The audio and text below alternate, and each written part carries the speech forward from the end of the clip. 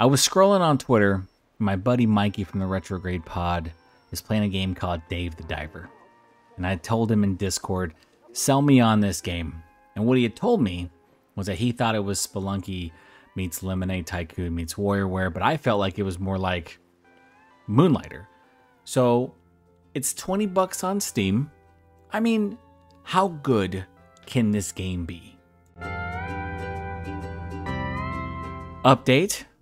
So, this might be my indie game of the year. I know that Dave the Diver went early access in 2022. I totally get that, but it had its full release this year. And thus far, this game is incredible. It has a great sense of humor. It has a great pixel art style. It has a very addicting gameplay loop. And on top of that, there's a lot of diversity here. And the comparison I made to Moonlighter is a bit off. So in Dave the Diver, you go out, you're fishing in this area that seems to consistently shift and change. And that's kind of true. It really randomizes certain parts of it, but when you're starting to go and complete certain objectives, the area actually shifts just so that you can get to that objective consistently, which I really like. And what you're doing essentially is during the day, you are fishing. You are completing all these different objectives. And then at night, you are helping out in a sushi bar and you are serving patrons. Now, if Dave the Diver stopped right there and that's all you did, I think honestly, it would keep me entertained. It really would, because the fishing mechanics are pretty addicting, because every time you're going out to fish, you can use different tools, different attachments, and these attachments actually change up the way you actually reel in fish, which I think is excellent. You have your melee weapons, and these can range from your diving knife to a samurai sword to a rubber ducky, which is hilarious when you're beating them back, to a tennis racket, which will knock them pretty far away. You also have a mallet, a toy mallet, in which if you hit them enough, you actually have a chance to knock the fish out. And you have to pay attention to how you capture the fish, because it's based on a 3-star system. Usually you're going to get a 1-star if you kill the fish just outright, but depending on the size of the fish, like let's say if it's a shark or something larger, you might just get 2 stars and you'll be able to extract a good amount of meat. I don't have the resources yet to knock out the fish and then bring them back up so I can get the maximum amount, but just know that how you capture and how you approach the fish matters. Now, while you're out on your dive, there's a couple things you have to pay attention to: your O2 meter, the depth, and then your weight. The O2 meter gradually decreases as you move along. If you happen to take damage from any of the hostile fish or aggressive enemies, you will lose O2. If it gets down to 0, you're pretty much dead, and then you can only choose one thing to bring back up with you. I would say early on, you really don't have to pay that much attention unless you're just trying to boost everywhere, which I really recommend you don't, because Dave moves pretty quickly as is. I would say though that early on, especially in the first couple days, when you first start actually getting money, you will get money quickly, I would update your weight, your dive suit, and then also your O2 meter, because once you get to like the 3rd level of your O2 meter, you're pretty much good to go. Because scattered out in the environment is a lot of just O2 canisters and resources for oxygen. You really don't have to worry about it, and your dives can go as long as you want, as long as you're not completely overweight. You'll also have access on your dives to special items that you can use. These are found in different treasure chests and also through Cobra's shop, and he's your buddy who pretty much convinced Dave to come to this area. And I don't think I really bought anything from the shop except for an O2 canister, just in case I go on like a deep dive. But for the most part, yeah, there's a lot of treasure chests just lying around that will allow you to kind of pick and choose what you want. There are certain items that will help you boost across the ocean floor. I do recommend not burning through those pretty quickly. If you are going to fight some of the more aggressive sharks, I would probably recommend keeping that on you so that you can get out of the way pretty quickly. But for the most part, I think that this game gives you so much in terms of resources and tools that you really shouldn't struggle on any of these longer dives. I just feel like the game tries to give you as much as possible so that you can just have fun and be successful. I think one of the things I love about this game is just how much stuff there is to do. Like I always feel like the game is trying to keep you entertained. And then Dave is just, because he's so kind, he's just kind of getting thrown into it and he's just like, okay, sure. I'd never seen him at any point in time during the first 6 hours just say no. Like he can just say no, he just doesn't want to. He's just a very kind person. And he's always getting taken advantage of. They're always telling him to download an app. And these apps are really beneficial because there's just a bunch of side quests. They range from just picking up random stuff on the seafloor, taking out aggressive species of fish, taking pictures of fish,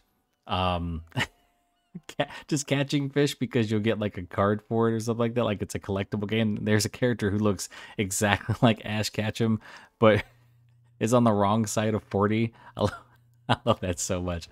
There's all this stuff that's happening, and I feel like the game is just so entertaining and it's so charming. And I just love the fact that Dave, he just kind of went out because he wanted to dive, and he's a really talented diver, but he just can't say no to anybody in any situation. I think my favorite character out of this entire crazy cast is probably Duff, because he's like this crazy otaku, and just like every time you craft a weapon, there's a chance where it'll immediately show like this anime-ish cutscene. He's just so goofy looking, man. I'm just like, dude, I don't know how the developers just decided to do that and like input these crazy random cutscenes, but they're so good. I think outside of Duff, I think Bancho's probably my next favorite character just because of how batshit insane he is. Like the man takes his job as a master sushi chef so seriously. It's really funny because with Dave, he essentially was like, oh, cool, I can go get something to eat. And they're like, nah, man, you're not just catching the fish. You're running the restaurant too. And I think Dave does a damn good job, yeah, with what he's given. Because at first, all he's told is like, look, you're going to gather the ingredients and then you're going to set the menu. And what you're going to want to do is fish to your heart's content. Try to go for the really exotic fish that you see. And then when you set the menu, you're going to want to enhance that fish. And all you're doing is just adding extra ingredients so that maximizes the dollar value. And if you're lucky, you might get a really cool cutscene that features Bancho creating the dish. Sometimes you'll run into VIPs, and these VIPs will have these crazy exotic requests that Bancho will create for them, and you will get a Food Wars-esque cutscene. And these, to me, are the true highlight of the game so far, because every time someone has this wild request, and Bancho, like the real first request he gets, he creates this shark head soup, and I was like, dude, it looks so grotesque in the menu that even pixelized, it just doesn't look edible. But the very first time that Yoshi, who just happens to help you in terms of hiring, the first time she eats it, it's like she just falls in love with it and just melts. It is one of the most entertaining things in this game because when you get these super cool requests, you're immediately able to go out and gather the ingredients. And you will get rewarded pretty handsomely for your efforts, which is something I really enjoy. And you also get, obviously, that really cool cutscene. Now, as the restaurant gains popularity after you complete certain requirements, you're able to rank up your restaurant. And you get it rated on Cooksta. And this cutscene is so funny too because you have these two incredibly serious individuals and they walk in and they start grabbing everything in the restaurant. They grab the soy sauce, they're looking at fish and looks like they're talking to them. And then from there, they just say, hey, thumbs up, you've moved on to the next rank. And from there, you can hire more staff. And you're gonna wanna pay attention when you hire your staff. And you're gonna want to, in my opinion, put more servers out first. Like that was like my first goal because I found it was pretty difficult for Dave to kind of run around because Dave does have a stamina meter as he's sprinting toward people because they're not just ordering food, by the way, they're ordering drinks. So it's green tea and then eventually you have to like pour beer and there's these mini games you have to pay attention to. You have to make sure there's wasabi so that Bancho and the other chefs can cook. There's a lot of things you have to pay attention to in this short period of time because when you start getting all these customers and they start demanding all these things, like you're gonna make a lot of money, but you're gonna have to work for that money too. And I'm gonna give a big shout out to Mikey because I really didn't think that I'd be hooked onto this game. And I loved Moonlighter and I have been waiting for so long for a game to scratch that itch. And I really felt like The Dredge did a little bit of that, and I really enjoyed that game. But I really feel that Dave the Diver is one of those games that I'm just going to be addicted to because of how well everything fits together. And what's interesting is that it really tells a fun story. And the things that I haven't shown yet are like some of the random boss fights. And those took me by surprise because you end up fighting a dude named John Watson. He's like this crazy conservationist, like one of those Greenpeace guys. He does more damage to the ocean than he does help. Like the first time he really confronts you, he brings a grenade launcher and fires it and kills fish and then blames Dave for it. And then you also have to fight this giant squid. You also have to fight this humongous wolf eel.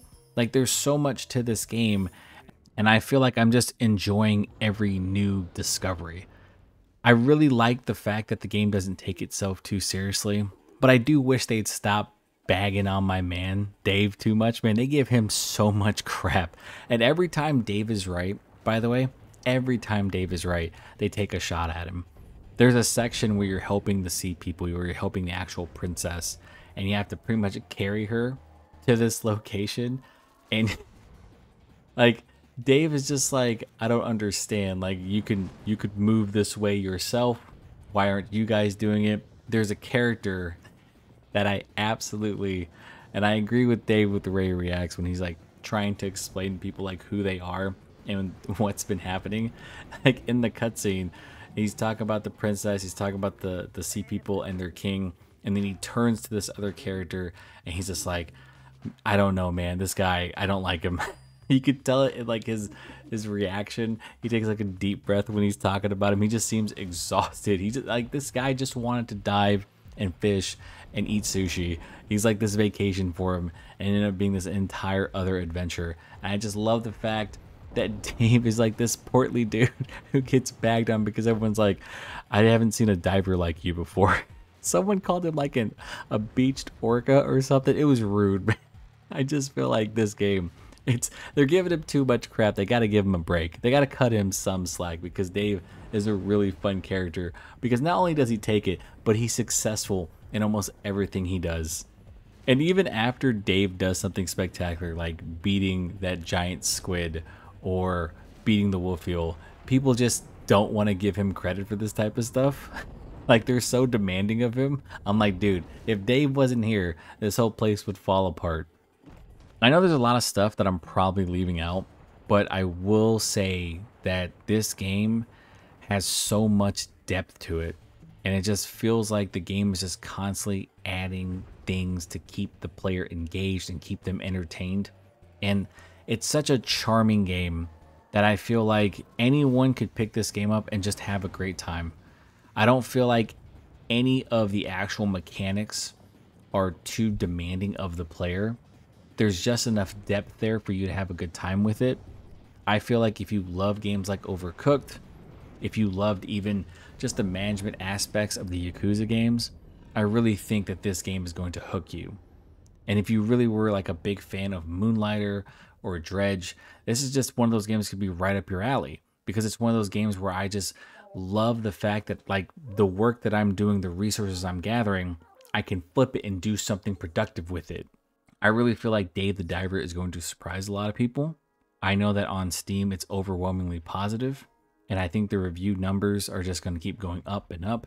It's one of the games that I highly recommend to anyone who's just looking for a title to pick up and play, have a good time with, put it down, have a good chuckle, that type of stuff. It's one of those games where I feel like in this whole sea of really serious titles, Dave the Diver stands out because it's humorous and it's funny and it's lighthearted.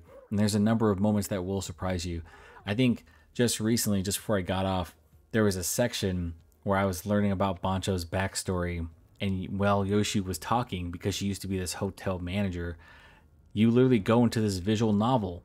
And it's like where you can absolutely engage and kind of detail how Bancho became who he was. It's really entertaining. And by the way, that shark head stew still looks absolutely disgusting in the visual novel style. I just felt like this game is one of those rare titles that can do all of these things well and still not get in its way. It's super shocking. Everything just feels satisfying. And I feel like it's been a long time since I've seen one of these games. Like I said, huge fan of Moonlighter. Huge fan of Moonlighter. I'm a huge fan of a lot of indie games. I love games like Overcooked. I love like the management aspects of like the Yakuza games. And I feel like all of that's here. There's just enough depth to keep you engaged and entertained. I haven't gotten bored yet. I'm just having a good time. Also, the music in this game, fantastic. And if we're being totally honest, this whole game is a vibe. It just is a feel-good type of game. And I'm looking forward to seeing what's next. Once again, big shout out to my buddy Mikey for suggesting this game to me. I feel like this is something that if you're a huge fan of indie titles and something that just feels overall different and just nails a lot of things, this is your game. Honestly, that's how I feel right now. I'm 6 hours in and just hooked on all of it. So that's going to do it for this video. If you like the content, please consider sharing, and subscribing. I'm Ken from Pixelated Thoughts, and I'll talk to you next time.